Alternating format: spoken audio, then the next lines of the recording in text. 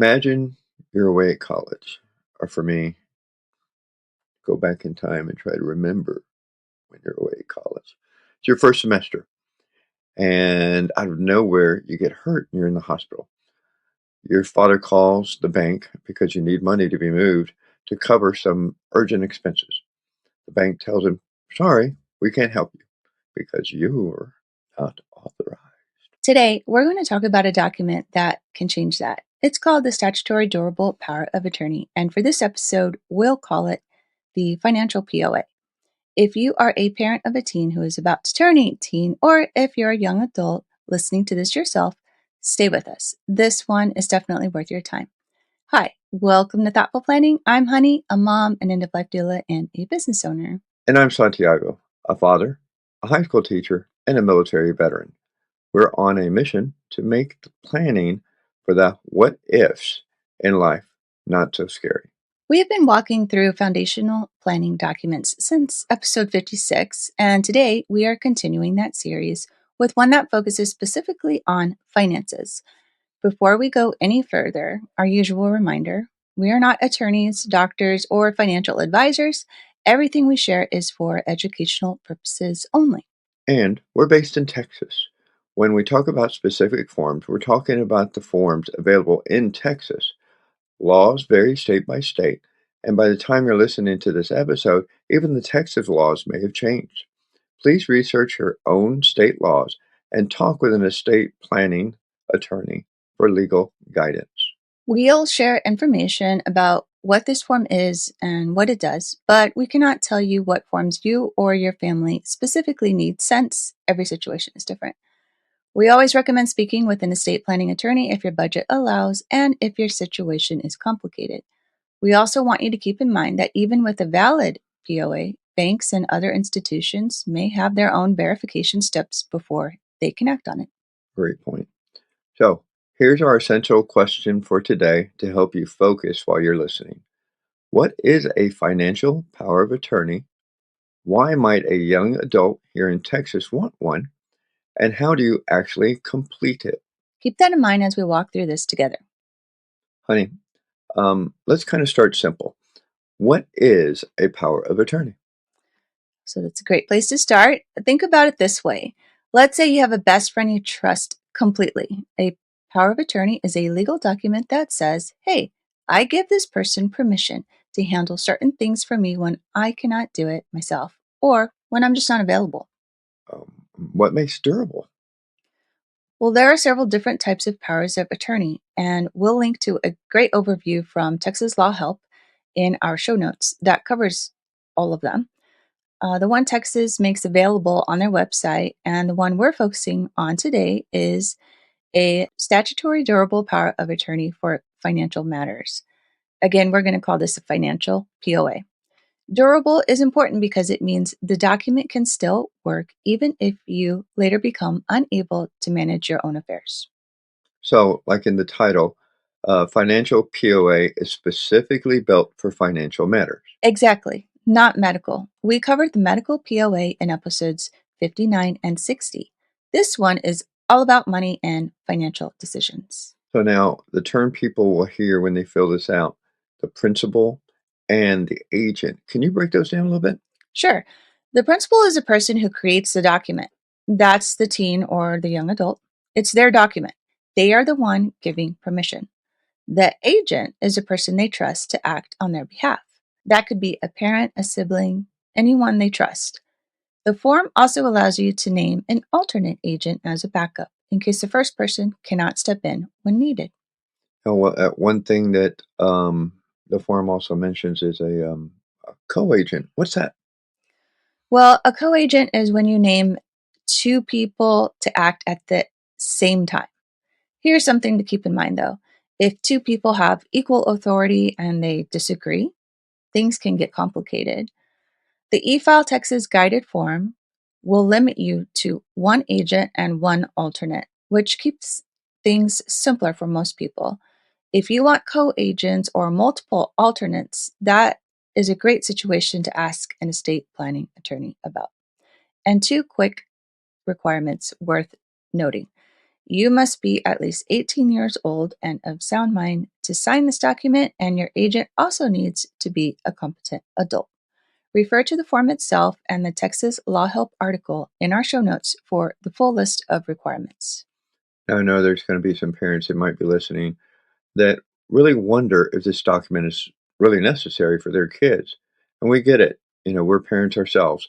When your adult child or teen child is young and healthy, it can feel like a lot and not something we really want to discuss.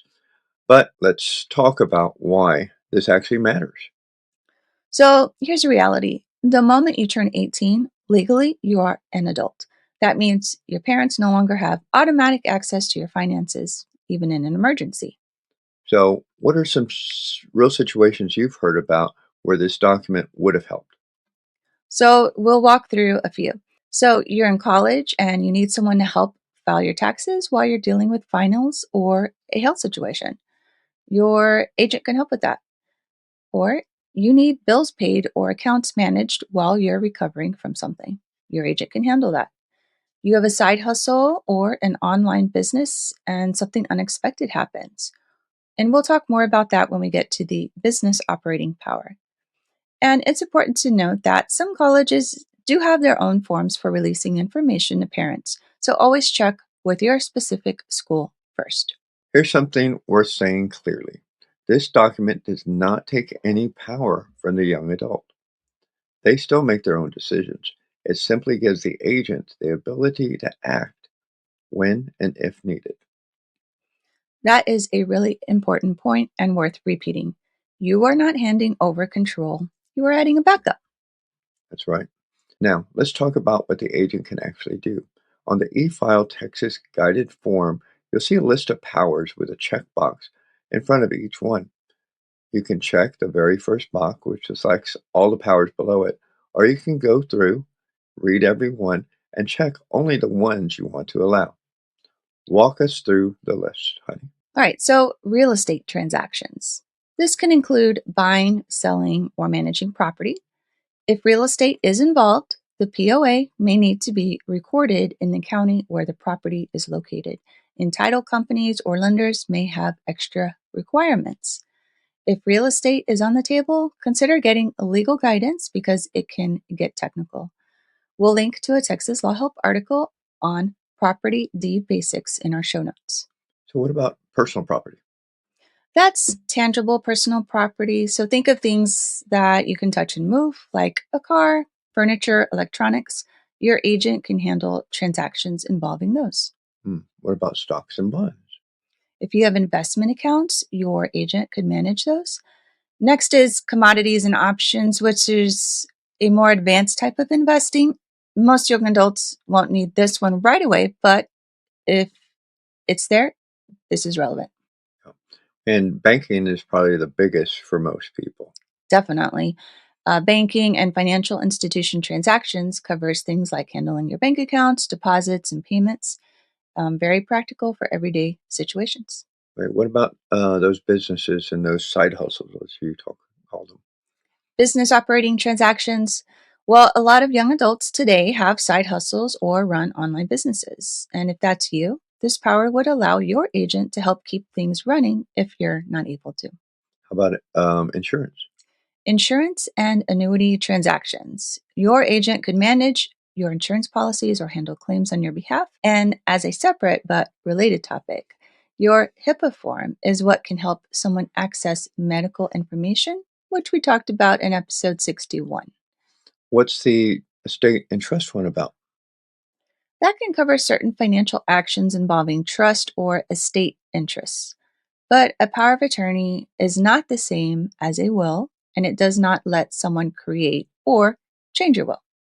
So, talking about that, what about legal transactions This allows your agent to handle legal matters on your behalf, such as certain filings or actions related to legal proceedings. and personal and family maintenance? Well, this covers everyday living expenses. So think about rent, utilities, groceries. If you needed someone to keep your household going while you were unavailable, this is the power that helps with that. Okay. And government benefits? Government benefits can be tricky because different programs have different rules. A POA can possibly help with many benefit related tasks, but keep in mind that some programs might have their own form to be completed. Yeah, I noticed there was also a retirement one. So, if you have a 401k or any kind of retirement account, your agent could handle transactions related to those, depending on the rules of the account provider. Okay. And our favorite topic, taxes. Well, your agent may be able to help organize and file, but if someone needs to speak to the IRS on your behalf, the IRS often requires its own authorization forms, depending on what you need. Sounds like everybody has their own forms. A lot of things that you're going to have to research. And what about the last block? The last one is digital assets and electronic communications. This covers things like online accounts, digital files, cryptocurrency, and some electronic communications. As we live more of our lives online, this one is becoming more and more relevant. Yeah, indeed. Um, Next on the form are special instructions about compensation and gifts. This section has additional instructions and then the options to choose when the financial POA will go into effect. Then you'll see contact information for lawyers, a survey you can skip over or you can answer, and then it's time for you to review what you've got on your document. Exactly. So we'll walk through each of those. First is compensation. Will your agent get paid for helping you? The default is that they can be paid a reasonable amount. You can choose yes or no. So keep in mind any payment comes from your own assets. So for most young adults, naming a parent, compensation probably is not the expectation. If you want to add specific instructions, that is an area where it can be helpful to get legal guidance. What about gifts? So there's a special instruction about whether your agent can make gifts on your behalf, including larger gifts. This is typically relevant for people with significant assets who want to do planning through gifting.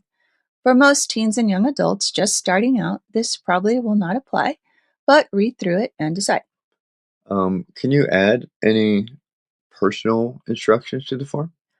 You can. There's a space for additional instructions where you can limit the powers you're giving or add specifics. This section can get into territory where an attorney's guidance could really help. There's no requirement to fill it in, but if you want to limit or customize anything beyond what the checkboxes allow, that's where you would do it. Okay. So, and then the form will ask you when it takes effect. And I guess that's probably the biggest decision you're going to have to make on this. Yes, there's two options. Option one, it becomes effective the moment you sign it in front of a notary. Your agent can start acting right away if needed, and you are still in charge of your own decisions. This is why it's so important that you absolutely trust the person you're naming, because the moment you sign, they may be able to use the powers you granted. And option two?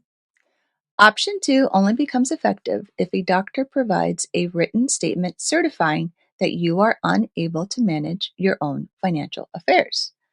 That doctor's written finding is what triggers the document. Your agent would then present that letter alongside the financial POA when working with a bank or other institution.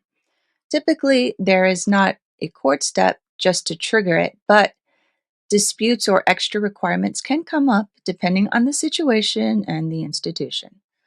Also, how third parties respond in practice can vary, and the article we'll share in the show notes on powers of attorney from Texas Law Help contains more information about working with third parties. So, this choice, it's really important. So, I know you've heard some situations where this kind of document, when it's given to the wrong person, somebody that you thought you could trust but really can't, cause some problems. Exactly. My planning teacher, she shared an example with us. She'd given all of her kids financial POA access at the same time. She thought she was being prepared. Lucky for her, the bank called her to let her know that one of her daughters had taken $5,000 out of her account. And it turned out her daughter was struggling with a substance problem. And so my teacher quickly revoked the access. Well, that's, I'm glad the bank called, Hmm. because if they didn't call, that would she would never caught that probably. Well, maybe caught it too late. So that amplifies why this situation, this discussion on when it goes into effect, is a serious decision. It is. The form itself says it plainly. You want to choose someone you trust with your life. Your agent is acting as you. In most cases, you are responsible for what they do in your name. So think carefully. Talk to the person you plan to name. Make sure they understand what they are agreeing to. The form actually includes a section specifically for the agent that spells out their duties and legal obligations. They need to keep records, act in your best interest, and stay within the powers you give them. If they go outside those boundaries, they can be held legally responsible. So let's talk about how we can actually do this. Where should people go? Texas makes this available in two ways. You can download a PDF directly from the Texas Human Health Services website under Advanced Directives, or you can use the eFileTexas self-help site. And that site will walk you through a guided interview and generate the form for you.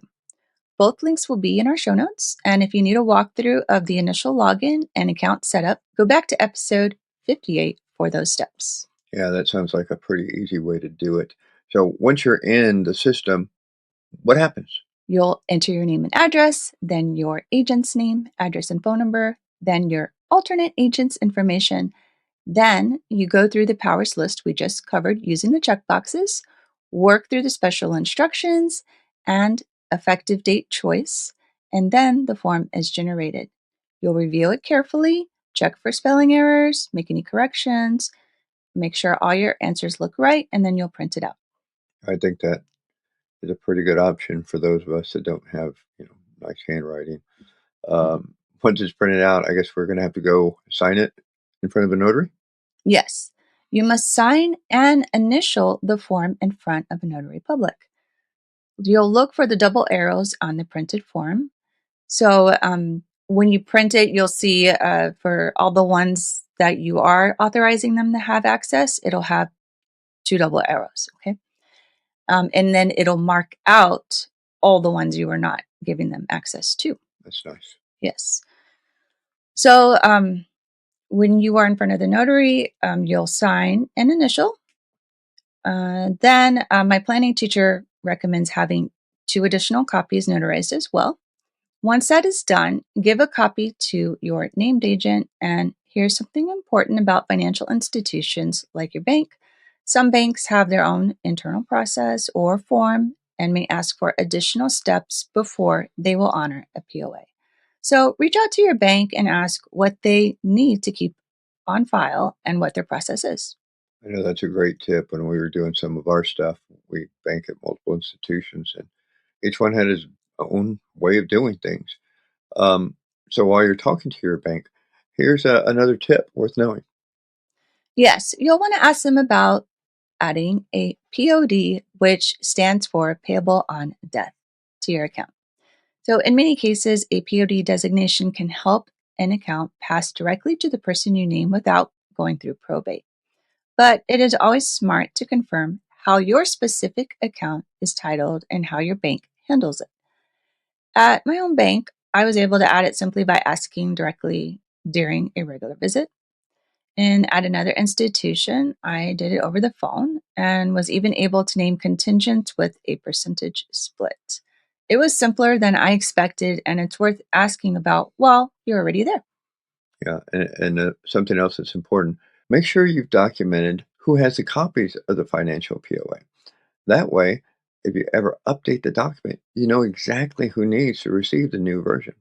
Now, we know some of you might be thinking, this sounds like a lot of trust to give to one person. What if things change? That's a fair and important question. And here's the good news: you can revoke this document at any time as long as you are of sound mind. If your relationship ever changes, or if a person oversteps, or if they break your trust, you have the right to end that authority. We will be covering exactly how to do that in our next episode. So let's come back to our central question. What is a financial POA? Why might a young adult in Texas want one?